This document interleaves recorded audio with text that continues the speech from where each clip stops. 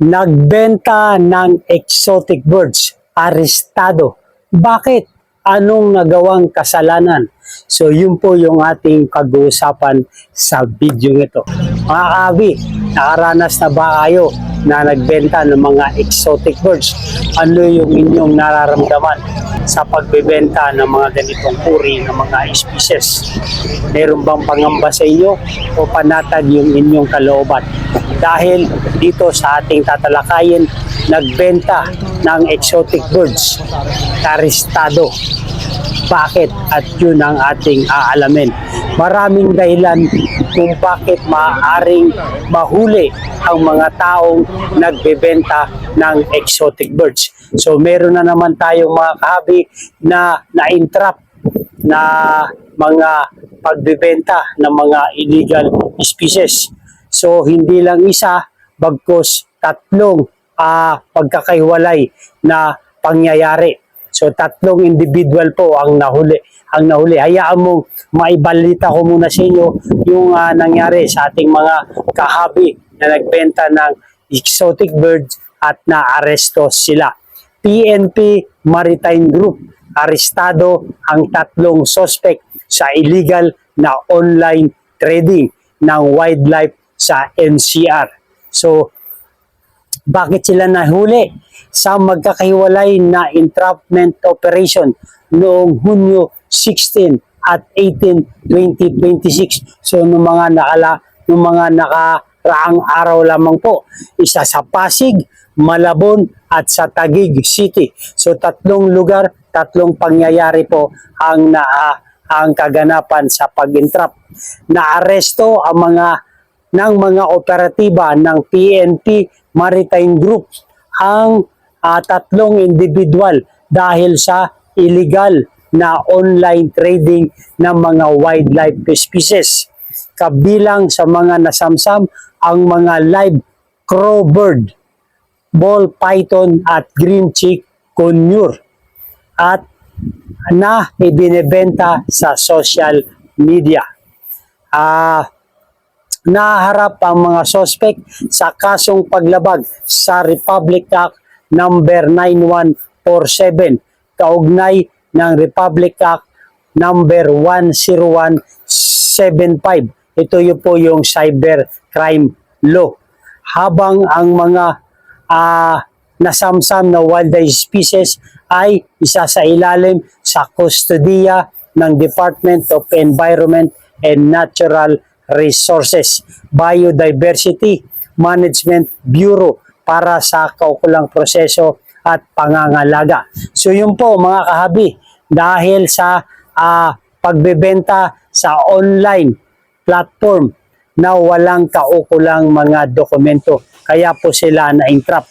So ito po ay hindi po pananakot mga kahabi, bagkus ito po isang paalala sa mga nagbebenta o nagbabalak ng pagbenta ng mga exotic birds. So nasa sa inyo naman po yung decision na yon.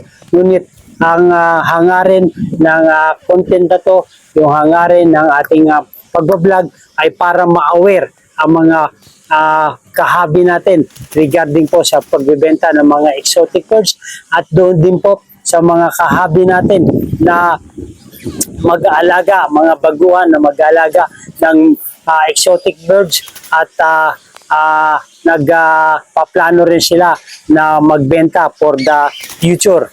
So, alamin natin kung ano nga ba yung mga kadahilanan bakit nahuhuli ang pagbebenta ng exotic birds. Wala naman tayong ginagawang masama. Nag-aalaga lang tayo, nagpaparami at nagbebenta. Hindi naman tayo nagnanakaw. Hindi po ba? Yun naman talaga yung ating reason kung bakit tayo nagbebenta.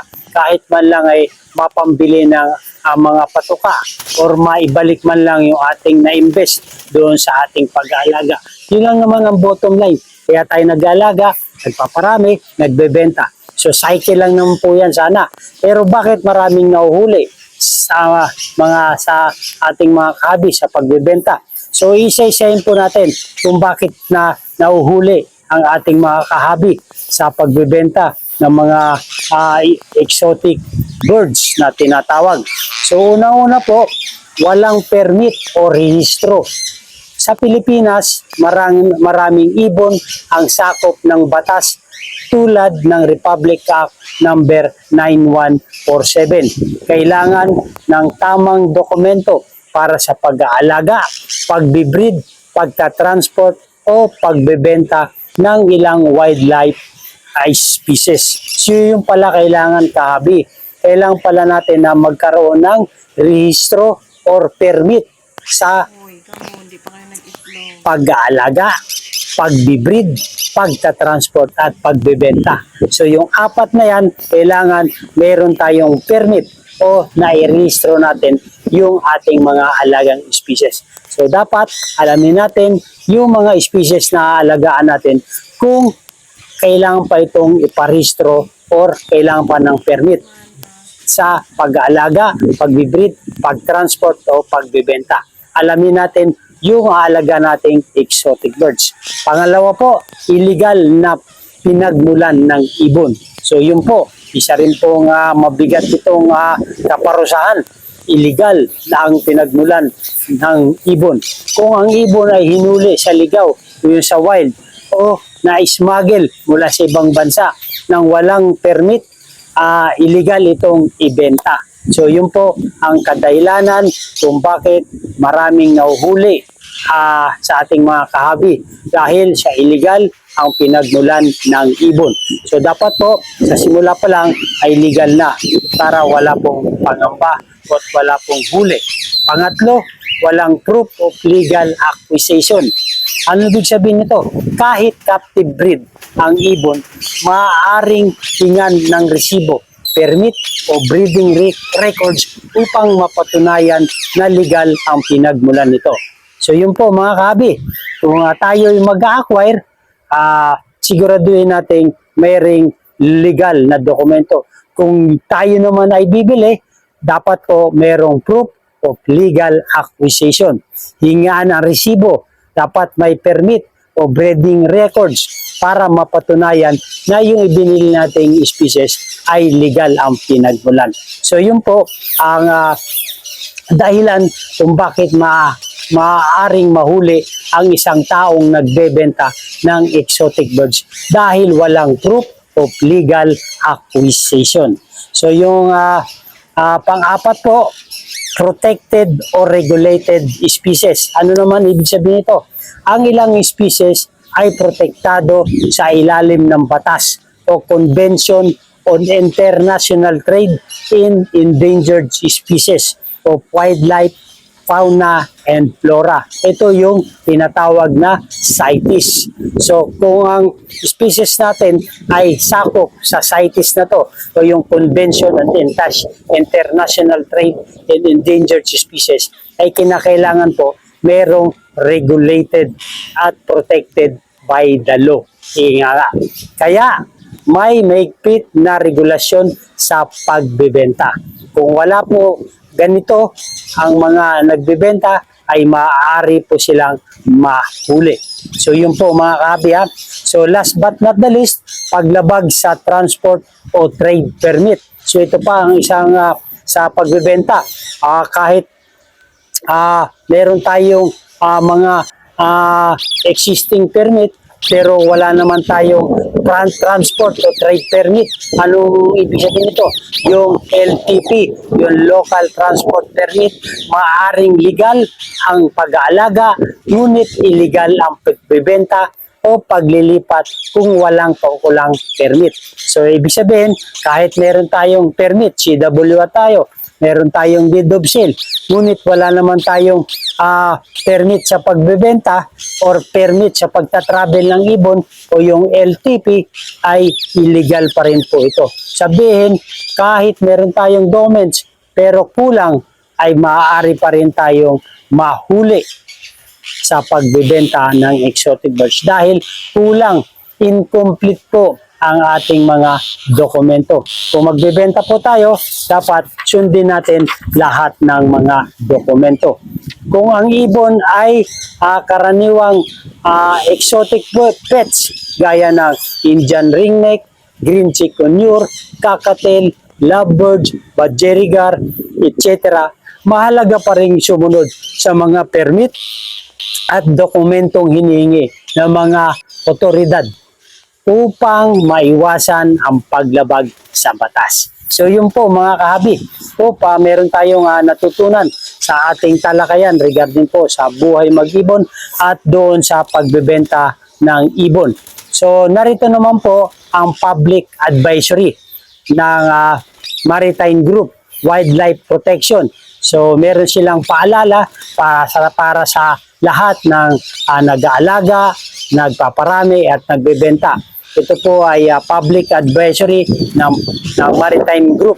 The PNP Maritime Group, the public reminds the public that Republic Act number 9147 or the Wildlife Resources Conservation and Protection Act strictly prohibits the illegal collection, possession, transport, trade, and killing of wildlife and thereby products. So, marami pong nasasakop ang 9147. Possession, transport, trade, and killing of wildlife. So, panoorin po natin ang paalala muli ng Maritime Group. Let's go, let's go!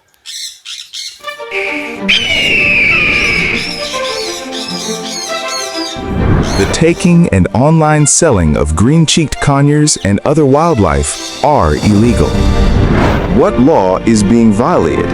Republic Act number 9147. Wildlife Resources Conservation and Protection Act.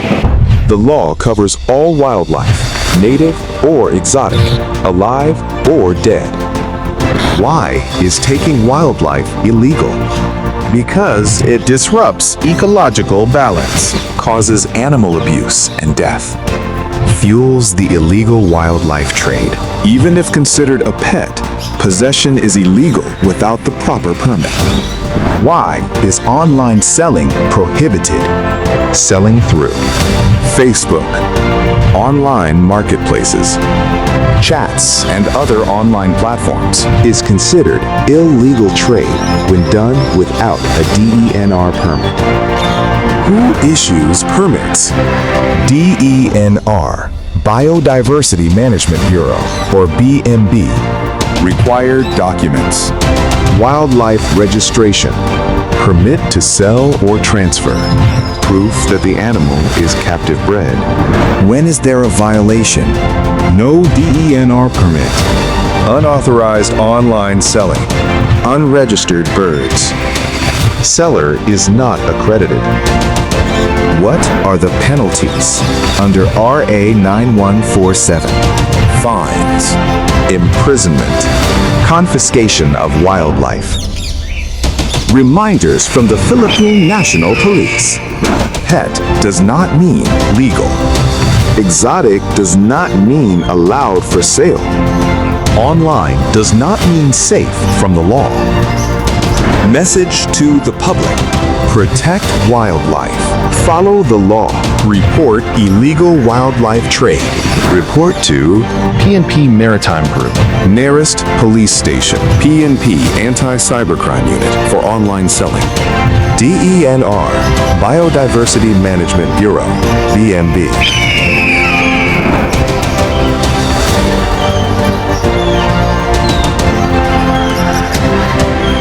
So yun po ang paalala ng PNP sa atin.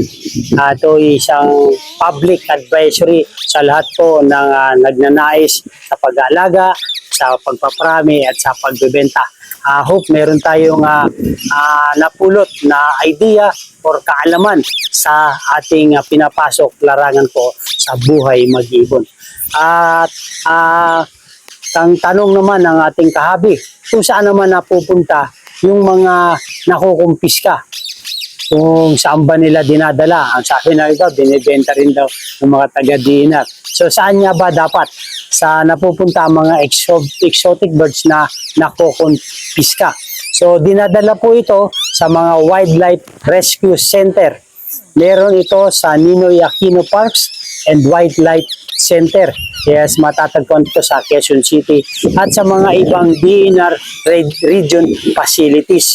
So merong mga rescue center po ang bawat region doon sa mga nakukumpiska nila. So panoorin po naman natin ang pagbisita ng DNR Secretary ni si Attorney Juan Miguel P.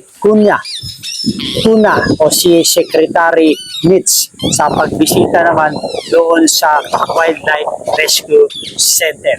Ito naman yung kanyang mai-share kung ano ba yung dapat gawin sa mga nakukumpiska ng mga exotic animals at birds.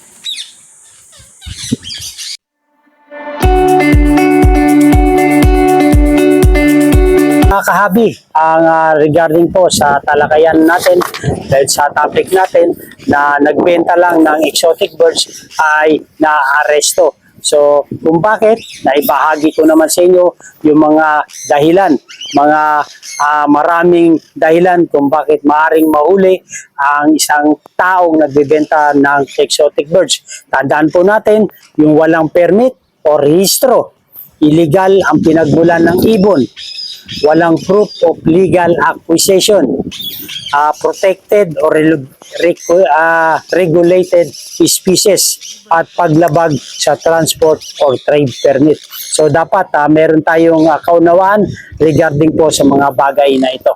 At kung nagustuhan niyo ito mga ganitong talakayan regarding po sa buhay mag-ibon mga kahabi, ay humingi ako ng favor, please subscribe my YouTube channel, Olen Avery at iba pa. Maganda ang buhay pag meron tayong kaalaman sa pagbebenta ng mga exotic birds para hindi po natin sapitin ang pagka-aresto ng mga individual na nahuli dahil sa paglabag sa Republic Act 9147. Mabuhay and God bless. Thank you for watching.